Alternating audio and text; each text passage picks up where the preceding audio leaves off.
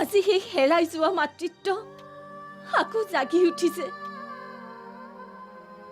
মমতাৰ নিজৰাৰ সেই মিঠা কণ কণ শব্দবোৰে আকৌ মোৰ ভিতৰখন তোল পাৰ লগাইছে। মোৰ ভাৱ হৈছে মই যেন এক বুজাব নোৱাৰা আনন্দ অনুভৱ কৰিছো।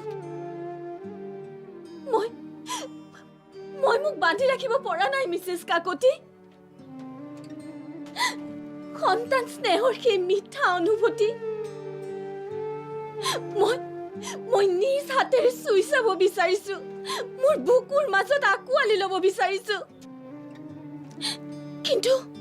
কিন্তু সেয়া আপোনালোকৰ অনুমতিৰ অবিহনে সম্ভৱ নহয় মিছেছ কাকতি। আমাৰ অনুমতি? মই মানে বুজা নাই বাইদেউ। মিছেছ কাকতি, জুনুক মোক দি দিয়ক মিছেছ কাকতি। জুনুক? সেয়া আপুনি কি কৈছে বাইদেউ? জুনুক? মই আপোনাৰ ওচৰত হাত জোৰ কৰি অনুৰোধ কৰিছো, মোৰ এই উত্তম হাত দুখনত জুনুক তুলি দিয়ক। কিন্তু হঠাৎ এনেকে? জুনুক লগ পোৱাৰ পিছৰে পৰা কি জানো হ'ল মোৰ ক'ব নোৱাৰো। মই নিজকে বান্ধি ৰাখিব পৰা নাই। মোৰ ভাৱ হৈছে ভগৱানে যে তাইক মোৰ বাবে এই পৃথিৱীলৈ পঠিয়াইছে। অৱশ্যে ময়ো কথাটো মন নকৰা নহয়। আপুনি মন কৰিছে ন? আপুনি মোক বিশ্বাস কৰক, মোৰ কোনো বেয়া ইণ্টেনশ্যন নাই। মই জুনুক নিজৰ ছোৱালীৰ দৰে মৰম কৰিম, মোক বিশ্বাস কৰক। নাই, ইয়াততো বিশ্বাসৰ কাৰণেই নাই বাৰু। মই জানো তাই হাল মাক বাপেকক পাব, আৰু জুনুৱেও যে আপোনাক ভাল পাই পেলাইছে সেই কথা মই মন নকৰা নহয়। কিন্তু তাই আমাৰ পৰিয়ালৰ এজন সদস্যৰ নিচিনা হৈ গ'ল। আপুনি কথাটো বুজিটো পাইছেই। কিয় নুবুজিম মই? তাই কেনেকৈ আহিছে, তাই ক'ৰ পৰা আহিছে, আৰু আপোনালোকে তাইক কেনেকৈ ৰাখিছে, সেইখিনি জনাৰ পিছত আপোনালোকৰ ওচৰত মোৰ শ্ৰদ্ধাৰে দূৰ খাই গৈছে। কিন্তু মই মোৰ মনটো কেনেকৈ বুজাম? আপুনি মহা ধৰ্মসংকটত পেলালে বাইদেউ। ঠিক আছে, মই এখেতৰ লগত কথাটো আলোচনা কৰোঁ। আইন কানুন বুলিও কথা এটা আছে যে। আপুনি সেইবোৰ একো চিন্তা নকৰিব, সেইবোৰ চব আমি কৰিম। কেৱল মোক এবাৰ সন্তান স্নেহৰ সাগৰত ডুব যাবলৈ দিয়ক প্লিজ।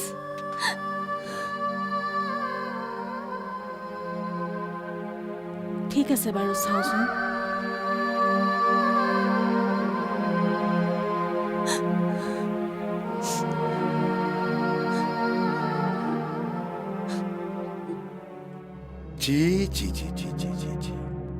পুতেৰাৰ লগ লাগি তুমি কি ব্যৱসায়ত হাত দিছা?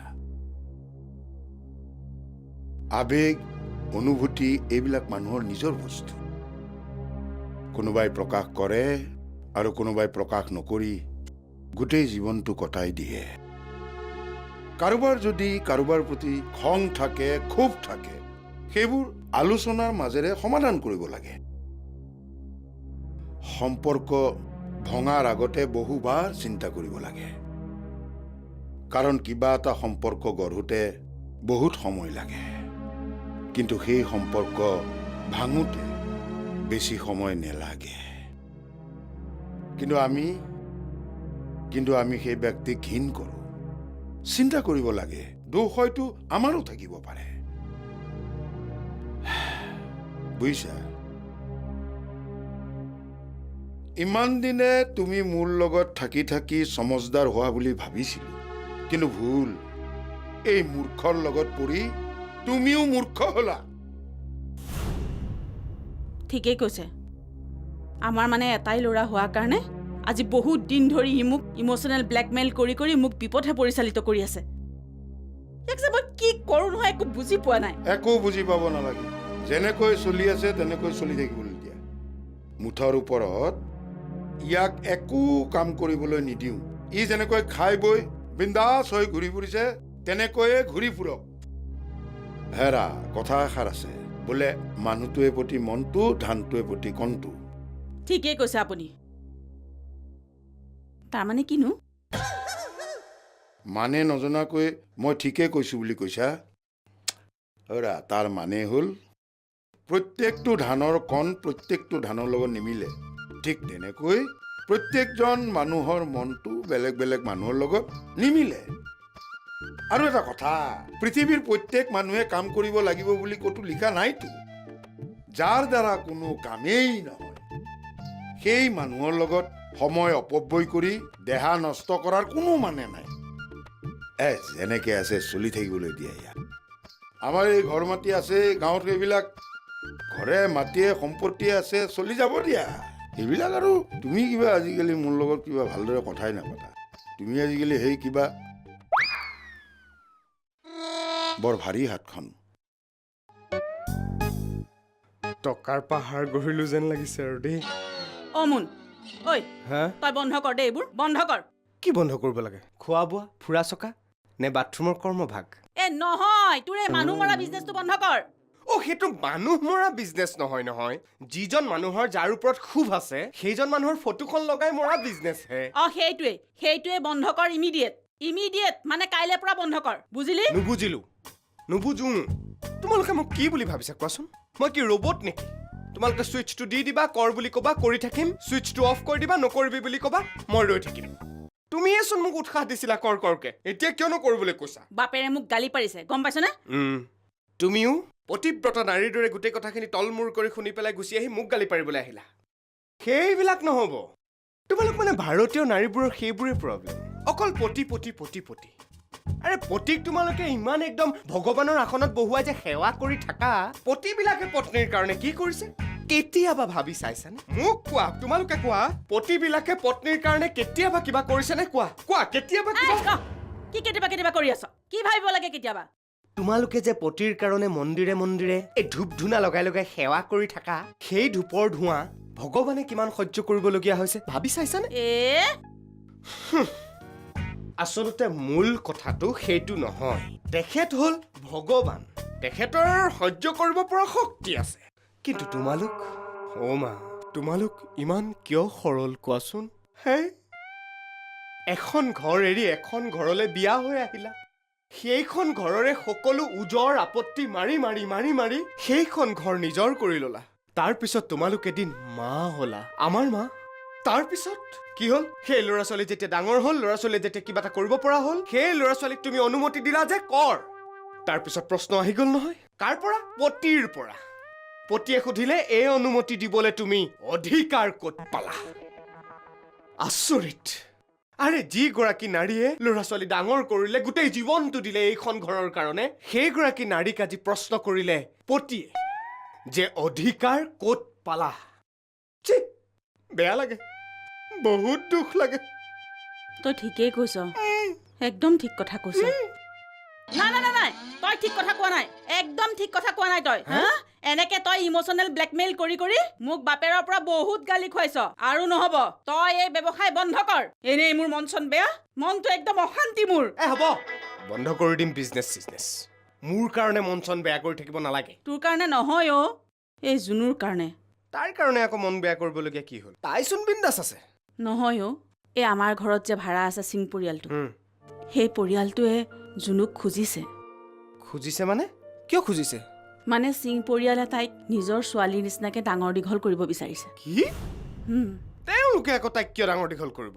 তাই আমাৰ ঘৰৰ ছোৱালীহে, আমি ডাঙৰ দীঘল কৰিম। তুমি দেউতাৰ লগত কথা পাতিছানে এইবোৰ? পাতিছো। কি কৈছে?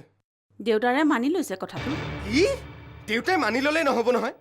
চব তেওঁৰ মতে হ'ব নেকি? আমিবোৰ কি মানুহ নহয়? মই কথা পাতিম দেউতাৰ লগত। শুনচোন, মোৰ শুনচোন, মই দেউতাৰ লগত আকৌ কথা পাতিম। শুনচোন। দেউতা, তুমি জুনুক সিং পৰিয়ালক কিয় দিম বুলি কৈছা? ঠিৰিকা দি দিওঁ বুলি কোৱা নাই তেওঁলোকেহে বিচাৰিছে। তেওঁলোকে বিচাৰিলে বুলিয়ে তোমালোকে দি দিবা নেকি? মোৰ কথা বাৰু বাদ দিয়া। তুমি আৰু মায়ে তাইক ডাঙৰ দীঘল কৰিব নোৱাৰিবা?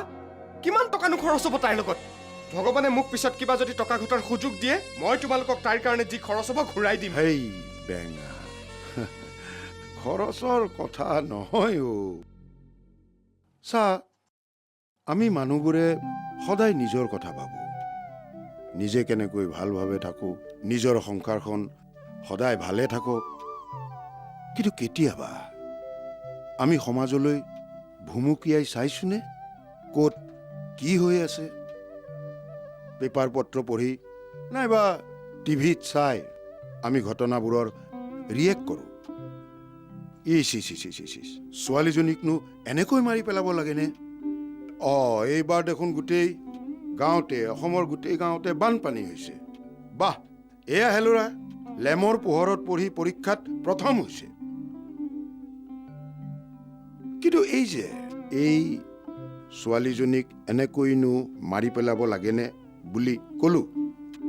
তাৰ পিছত কেতিয়াবা আমি সেই ছোৱালীজনীৰ ঘৰলৈ গৈ সেই পৰিয়ালটোক সমবেদনা জনাইছোনে? বানপানীয়ে গোটেই গাঁওবোৰ ডুবাই দিলে। তেনে অন্তত এখন গাঁৱলৈ গৈ আমি সেই মানুহবোৰক কিবা সহায় কৰি দিছোনে? লেমৰ পোহৰত পঢ়ি প্ৰথম হোৱা ল'ৰাটোৰ তাৰ জীৱনটো পোহৰ কৰিবলৈ কিবা ব্যৱস্থা কৰি দিছোনে? নাই কৰা। আমি মানুহবোৰে কেৱল বাহ এই চিজ কৰিয়েই নিজৰ দায়িত্বৰ পৰা পলাওঁ। সেইবোৰ হয়, কিন্তু জুনু, তাইৰ লগত জানো আমাৰ এটা আন্তৰিকতা গঢ়ি উঠা নাই? তুমিয়ে কোৱাচোন দেউতা, তুমি জানো তাইক পাহৰি যাব পাৰিবা? নোৱাৰো, সঁচাই নোৱাৰো। মাজনীক বিয়া দি উলিয়াই পঠোৱাৰ সময়ত যিমান দুখ লাগিছিল তাতকৈ দুগুণ লাগিব। কিন্তু আমি কথাবোৰ সদায় নিজৰ পইণ্ট অফ ভিউৰ পৰা ভাবি চালে নহ'ব। সময়ৰ লগে লগে বহুত কথাৰ পৰিৱৰ্তন ঘটে। তোৰ বয়স কম, অভিজ্ঞতা কম। তই যিটো ভাবিছ, তোৰ সেই ভাৱটোক মই দিচনা নকৰো। কিন্তু মোৰ বয়স হৈছে, অভিজ্ঞতা হৈছে। তোতকৈ মই পৃথিৱীখন বহুত দেখিছো, বহুত বুজিছো। আচ্ছা, তই মোক এটা কথা কচোন, আমাৰ পৰিয়ালৰ কি অভাৱ আছে? অৱশ্যে মই এইটো ক'বও বিচৰা নাই যে আমাৰ পৰিয়ালটো বিশ্বৰ 1 নম্বৰ পৰিয়াল। মই ক'ব খুজিছো কি, এটা পৰিয়ালৰ সুখ শান্তিৰে জীৱনটো কটাই দিবলৈ যিখিনিৰ প্ৰয়োজন আমাৰ নাই জানো? গতিকে কোনোবা পৰিয়ালত তেওঁলোকৰ নথকা বস্তু এটা দি যদি তেওঁলোকৰ জীৱনলৈ আনন্দ লৈ আহিব পাৰো, ভাবি চাচোন কিমান ভাল লাগিব।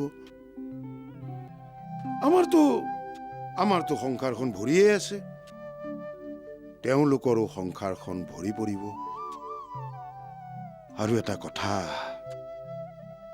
প্ৰত্যেক মানুহে জন্মৰ সময়ত লগত এটা নিজৰ কৰ্মৰাজি লৈ আহে, যাক আমি ভাগ্য বুলি কওঁ, কপালৰ লিখন বুলি কওঁ। জুনুৰ কৰ্মৰাজিত চাগে সিঙৰ পৰিয়ালতে ডাঙৰ দীঘল হোৱা লিখা আছে। আৰু তাইনো কৰ লণ্ডন আমেৰিকাত থাকিব যাব? শিৱসাগৰত থাকিব, লগটো পায়ে থাকিম। যি কৰা কৰি থাকা, তুমি বৰ নিষ্ঠুৰ।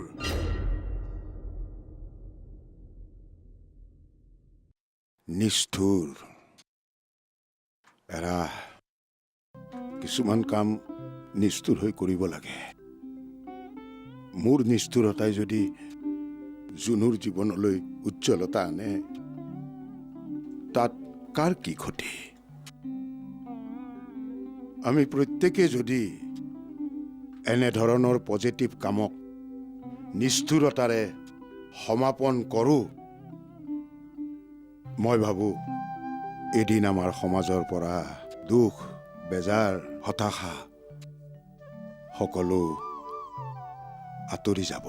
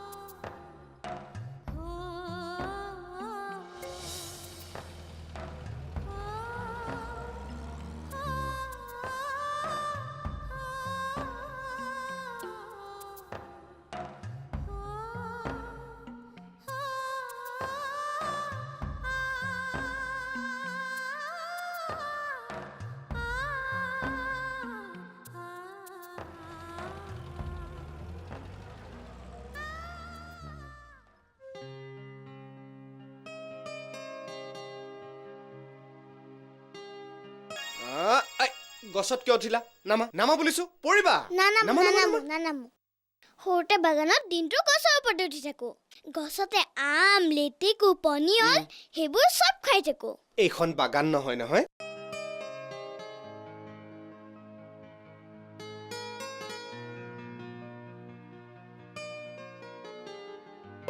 তুমি তামাম গধুৰ দে, মোৰ কঁকাল বিষাই গৈছে।